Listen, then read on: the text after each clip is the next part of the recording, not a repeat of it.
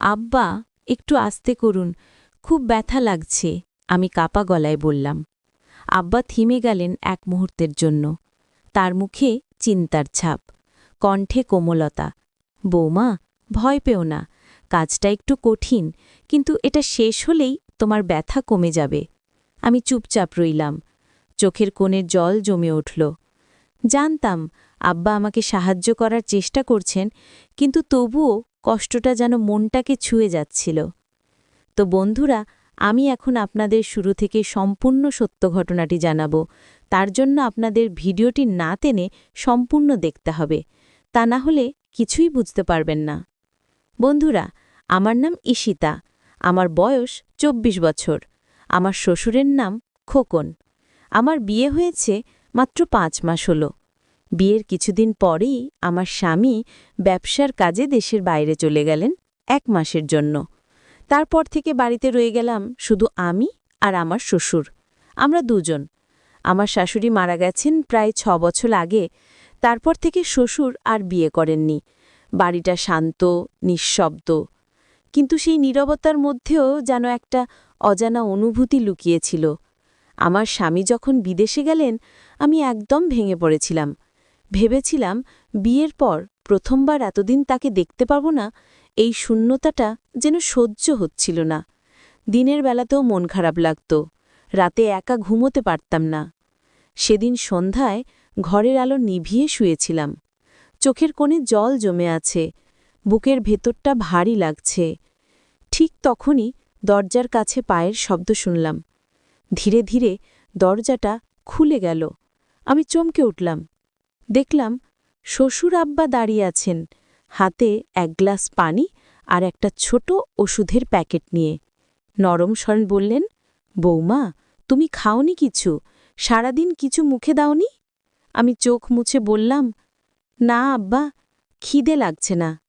তিনি পাশে বসে শান্ত কণ্ঠে বললেন, দেখো মা, ওরা যখন বাইরে যায় তখন বাড়ির দায়িত্ব আমাদের নিতে হয়।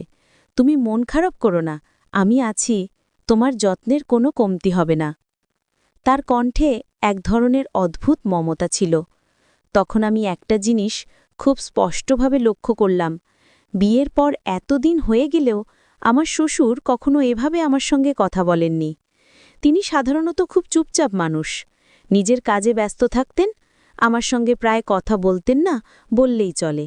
সকালে উঠতেন, পত্রিকা পড়তেন, তারপর নাস্তা করে নিজের ঘরে চলে যেতেন।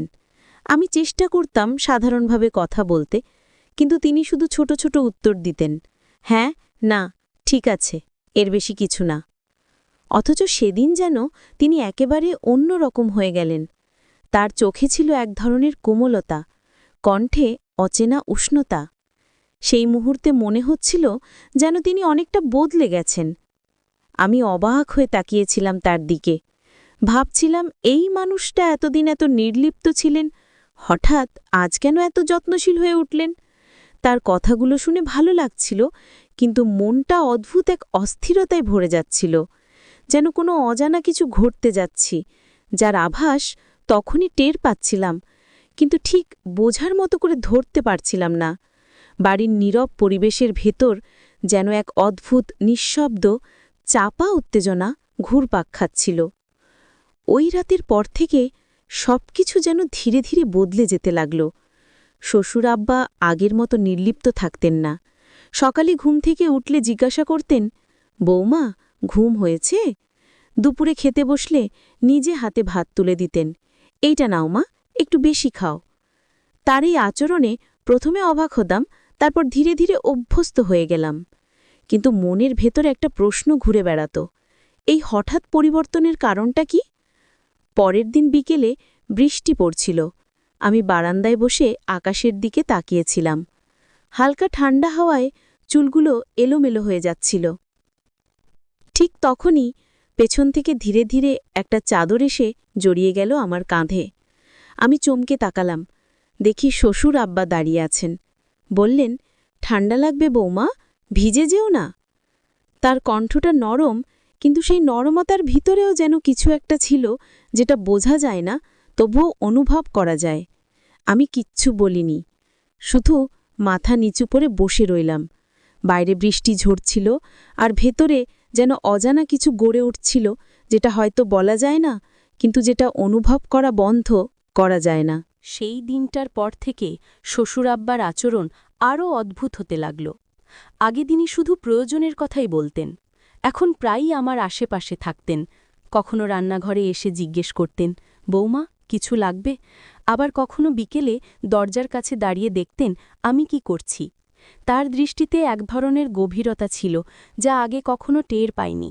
প্রথমে ভেবেছিলাম হয়তো তিনি একা থাকেন বলে একটু স্নেহ দেখাচ্ছেন, কিন্তু ধীরে ধীরে সেই স্নেহের ভেতরে যেন অন্যরকম কিছু মিশে যাচ্ছিল।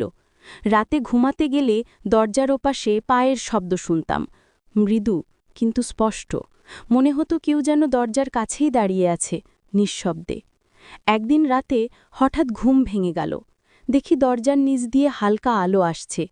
আমি ধীরে ধীরে উঠে দরজার কাছে গেলাম।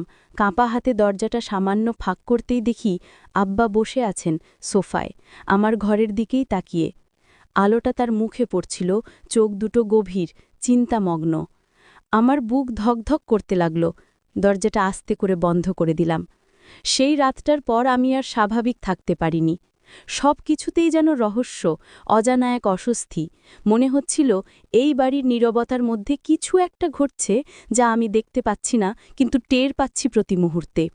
সেই রাতের পর থেকে আমি নিজেকে শান্ত রাখার চেষ্টা করছিলাম। ভেবেছিলাম হয়তো আমি বাড়ির নিস্তব্ধতায় অতিরিক্ত সংবেদনশীল হয়ে পড়েছি।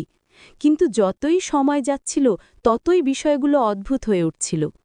একদিন সকালে রান্নাঘরে ঢুকে দেখি চুলার পাশে রাখা দুধের পাত্র উথলে পড়ে গেছে, অথচ আমি তখনও ঘুম থেকে উঠিনি। নিচে কেউ ঢুকেছে এমন কোনো চিহ্নও নেই। আবার একদিন দেখলাম আমার ঘরের দরজাটা আমি ভেতর থেকে বন্ধ করেও সকালে অল্প খোলা অবস্থায় আছে। মনে হচ্ছিল কেউ যেন ভেতরে ঢুকে কিছু একটা করেছে, কিন্তু কোনো চিহ্ন রেখে যায়নি।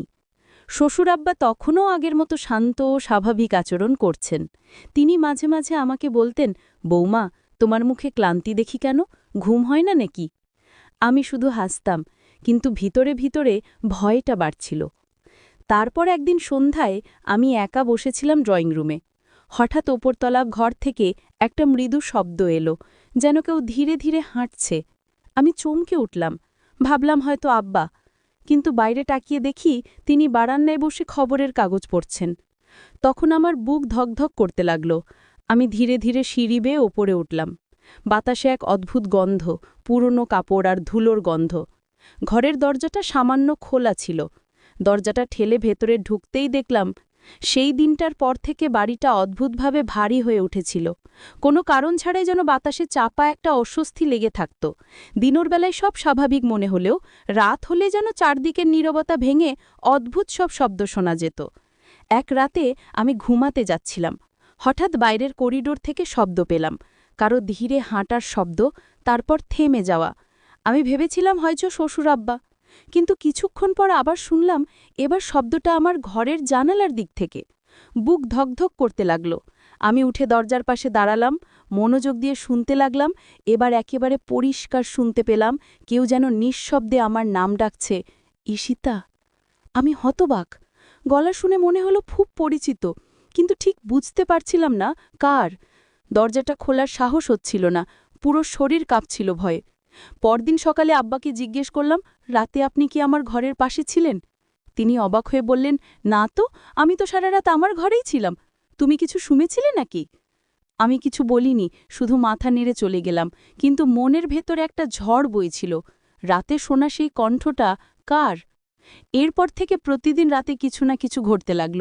কখনো দরজা হালকা দুলে ওঠে, কখনো ঘরের বাতি নিজে নিজে নিভে যায়। আমি প্রথমে ভেবেছিলাম হয়তো ঘরে কোনো বিদ্যুৎ সমস্যা, কিন্তু একদিন এমন কিছু ঘটল যা আমাকে বিশ্বাস করিয়ে দিল এই বাড়িতে শুধু আমি আর আব্বা নই, আরও কেউ আছে। সেই রাতে আমি বিছানায় শুয়েছিলাম, জানালাটা অল্প খোলা ছিল। হঠাৎ এক দমকা হাওয়া এসে পর্দাটা উড়িয়ে দিল। আমি চোখ খুলেই দেখি জানালার ধারে কেউ দাঁড়িয়ে। মুখ দেখা যাচ্ছিল না, কিন্তু ছায়াটা স্পষ্ট। আমি চিৎকার করে উঠতেই ছায়াটা এক ঝটকায় অদৃশ্য হয়ে গেল। আব্বা দৌড়ে এলেন। কি হয়েছে বৌমা? আমি কাঁপা গলায় বললাম, জানালার পাশে কেউ ছিল। তিনি বাইরে তাকিয়ে দেখলেন, তারপর শান্ত গলায় বললেন, ওদিকে কেউ নেই, হয়তো ভুল দেখেছ।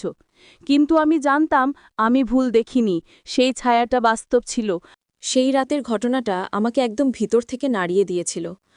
সকালে অনেক ভেবেছি, হয়তো চোখের ভুল, হয়তো ছায়া দেখেছি। কিন্তু যতবার চোখ বন্ধ করি, জানালার ধারে দাঁড়িয়ে থাকা সেই অবয়বটা বারবার ভেসে ওঠে মনে। তার পরের দিন থেকে আমি আমার শ্বশুরের দিকে একটু অন্যভাবে তাকাতে শুরু করলাম। অদ্ভুতভাবে তার চোখের দৃষ্টি, হাঁটার ভঙ্গি, সবকিছুতে যেন কিছু মিল পাচ্ছিলাম সেই রাতের ছায়াটার সঙ্গে। কখনো মনে হতো তিনি কিছু লুকাচ্ছেন, আবার কখনো ভাবতাম হয়তো আমারই ভুল ধারণা। একদিন বিকেলে আব্বা বারান্দায় বসে চা খাচ্ছিলেন। আমি রান্নাঘর থেকে বেরিয়ে দেখলাম বাতাসে হালকা আলো পড়েছে। তার মুখটা অদ্ভুত লাগছে। সেই মুহূর্তে মনে হল এই মুখটাই তো আমি দেখেছিলাম জানালার পাশে। আমার বুকটা কেঁপে উঠল। আমি কিছু না বলে ভেতরে চলে এলাম, কিন্তু মন শান্ত হচ্ছিল না। রাতে আবার হালকা শব্দ হল, একইভাবে, ধীরে ধীরে, ঠিক জানালার দিক থেকে। আমি চাদর মুড়ি দিয়ে শুয়ে রইলাম, সাহস হচ্ছিল না তাকাতে। শব্দটা থেমে গেল কিছুক্ষণ পর, কিন্তু হঠাৎ করেই খুব নিচু স্বরে সেই একই গলা, ঈশিতা। আমি বিছানা থেকে উঠে দরজার ফাঁক দিয়ে তাকালাম। বাইরে কেউ নেই, কিন্তু আলো নিভে গেল এক মুহূর্তে। আমি জানতাম এইবার যা দেখছি বা শুনছি সেটা কল্পনা নয়। আমার মনে হচ্ছিল কেউ যেন আমাকে বোঝাতে চাইছে কিছু, কিন্তু কে আর কেন? সবচেয়ে ভয়ঙ্কর ব্যাপার হল আমার মনের গভীর একটা অজানা অনুভূতি তৈরি হচ্ছিল। যে ছায়াটা আমি দেখেছিলাম সেটি আমার শ্বশুর নয়, কিন্তু তার সঙ্গে কোনো এক অদ্ভুত মিল রয়েছে। যেন তার চেনা গন্ধ, তার চলার ছন্দ, কিন্তু মুখটা একদম অপরিচিত। সেই মুহূর্তে আমি বুঝে গেলাম এই বাড়ির ভেতর কিছু একটা লুকিয়ে আছে, যা আব্বার সঙ্গে কোনোভাবে জড়িত। কিন্তু কিভাবে, সেটা আমি তখনও জানতাম না। সেই রাত্রার পর থেকে আমি আর শান্তিতে থাকতে পারছিলাম না। ঘরের প্রতিটি কোণ, প্রতিটি শব্দ যেন আমার ভেতরের ভয়টাকে নাড়া দিচ্ছিল। আব্বা আগের মতোই শান্তস্বরে কথা বলতেন, কিন্তু তার চোখে যেন অন্য কিছু ছিল, অচেনা, গভীর আর ভয়ানকভাবেই চেনা। একদিন সকালে আমি রান্নাঘরে ছিলাম। তিনি এসে পেছন থেকে বললেন, বৌমা, আমি তোমার জন্য চা বানিয়ে এনেছি। আমি চমকে তাকালাম। বললাম, আব্বা, আপনি তো কখনো চা বানান না। তিনি মৃদু হেসে বললেন, আজ মন চাইল। চায়ের কাপটা হাতে নিতেই আমার বুকের ভেতর একটা কাঁপুনি উঠল। তার কণ্ঠে, তার হাসিতে অদ্ভুত এক মিল ছিল। তো বন্ধুরা, এই গল্পটি কিন্তু এখানেই শেষ নয়। এই গল্পটির দ্বিতীয় পর্ব রয়েছে। যদি আপনারা দ্বিতীয় পর্ব পেতে চান, তাহলে অবশ্যই এই চ্যানেলটি সাবস্ক্রাইব করে পাশে থাকা অল নোটিফিকেশন অন করে রাখবেন।